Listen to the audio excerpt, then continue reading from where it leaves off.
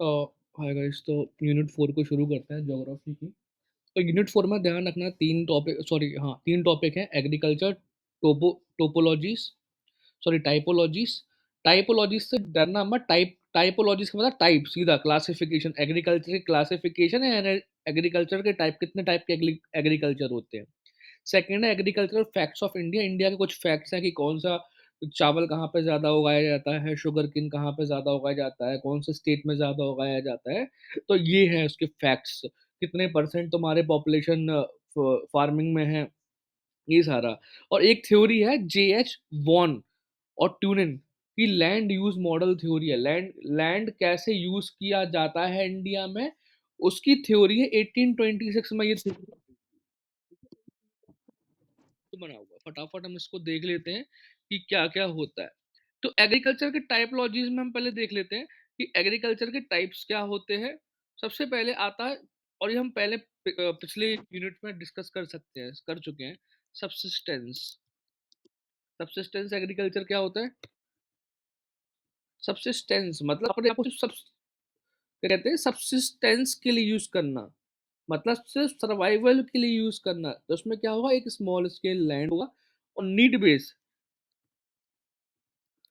Survival के लिए use करना स्मॉल लैंड होगा। और एक फैमिली के लिए सर्वाइव करने के लिए, फैमिली के लिए होगा सिर्फ, बस छोटा सा लैंड। परिवार अपने लिए सबसिस्टेंस, सिर्फ जिंदा रहने के लिए वहां पे खेती कर रहा हो, तो एक टाइप का एग्रीकल्चर ये हो गया। दूसरा का होता है कमर्शियल, कि आप मार्केट के लिए बना रहे हो, कमर्शियल एग्रीकल्चर।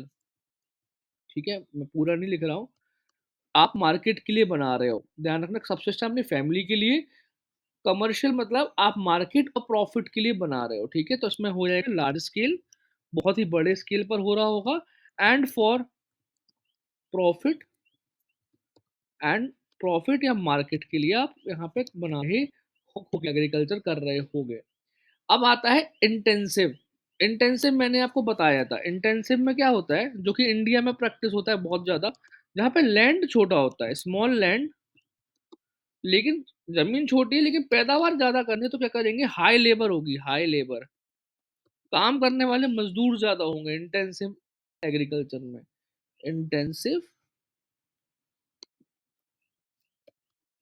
एग्रीकल्चर में कि भाई लैंड कम होगा लेकिन लेबर ज्यादा होगी। ठीक है, और लेबर ज्यादा होने की वजह से ईल्ड, ईल्ड बोलते हैं पर लैंड कितना उपजाऊ हो रही है जमीन, तो ईल्ड ज्यादा होगी, मोर ईल्ड। ठीक है, ईल्ड मोर मैंने उल्टा लिख दिया, तो ईल्ड ज्यादा होगी, या हाई, हाई ईल्ड लिख देता हूँ मैं, हाई ईल्ड।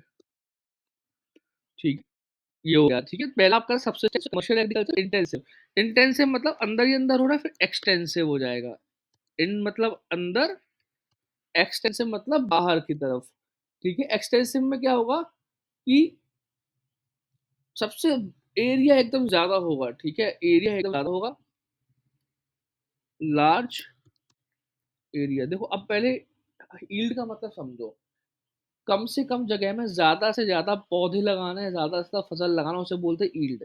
अब यहाँ पे एरिया ज्यादा है, तो कोई जमीन पर ध्यान देगा? यार जमीन तो बतेरी पड़ी हुई है। ठीक है, एक्सटेंसिव एग्रीकल्चर में तो यहाँ पर ईल्ड कम रहेगी, एरिया ज्यादा है। ठीक है, तो लो ईल्ड।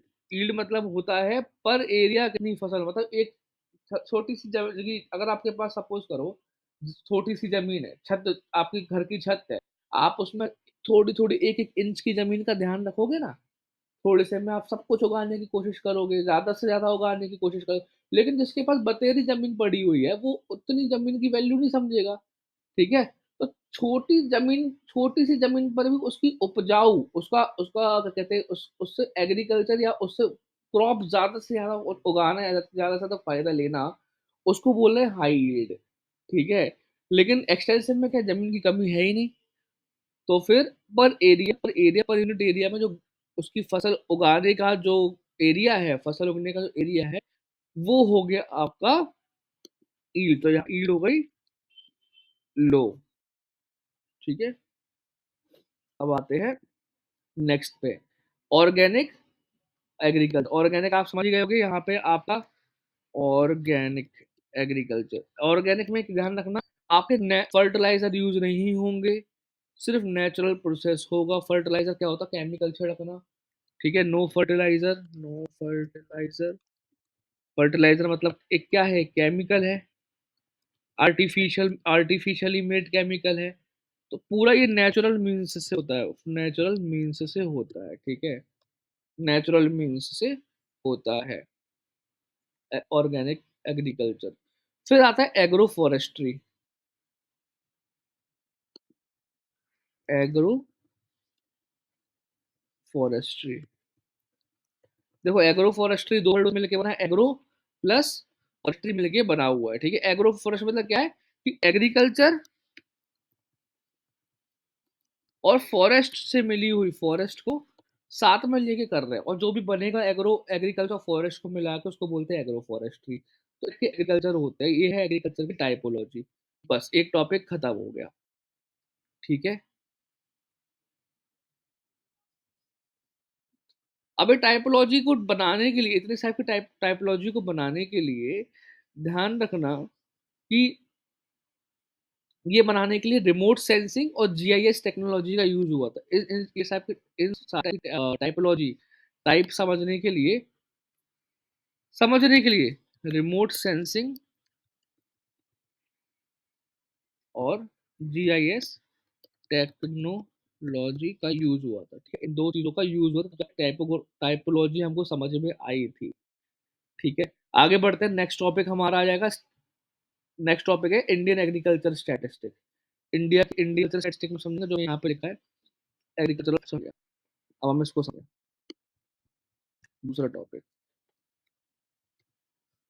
ठीक है, तीन टॉपिक्स हमारी पूरी यूनिट बनी हुई है। दूसरे यूनिट पे मैं आ गया हूँ। देखो, इंडिया का जो एम्प्लॉयमेंट है वो 50% ऑफ इंडियन पॉपुलेशन जो है वो एग्रीकल्चर में है। ठीक है, तो एम्प्लॉयमेंट क्या है? 50% ऑफ पॉपुलेशन, 50% ऑफ पॉपुलेशन जो है वो एग्रीकल्चर में है आज के टाइम पे। बहुत बड़ा नंबर है ये। ठीक है, 50% संख्या हमारी खेती बाड़ी ही कर रही है।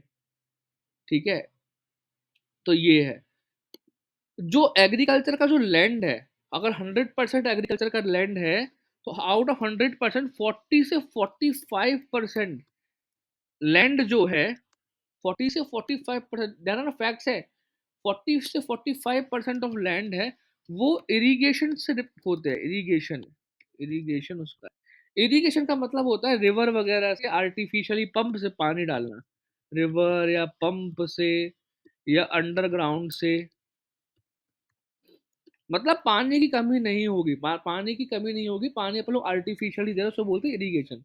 तो 40 से 45% तुम्हारा लैंड जो है इंडिया का वो इरिगेशन से सिंचाई, उसकी सिंचाई होती है। ठीक है, लेकिन जो इसी का उल्टा क्या है, इसी का रिमेनिंग क्या होगा? रिमेनिंग 50 to 60% क्या होगा? रिमेनिंग 50 to 60% किस पर डिपेंड होगा? रेन पर डिपेंड, रेन पर डिपेंड होगा। Depend on rain. अगर बारिश नहीं होगी तो ये जमीन सूखी पड़ जाएगी, सूखा पड़ जाएगा। ठीक है, रेन फेड अकाउंट होते हैं, रेन फेड, जिसे हम बोलते हैं रेन फेड। तो ये पहला फैक्ट हो गया आपका, ये फैक्ट याद रखना। दूसरा फैक्ट आपका हो गया कि बड़े बड़े इंडिया 85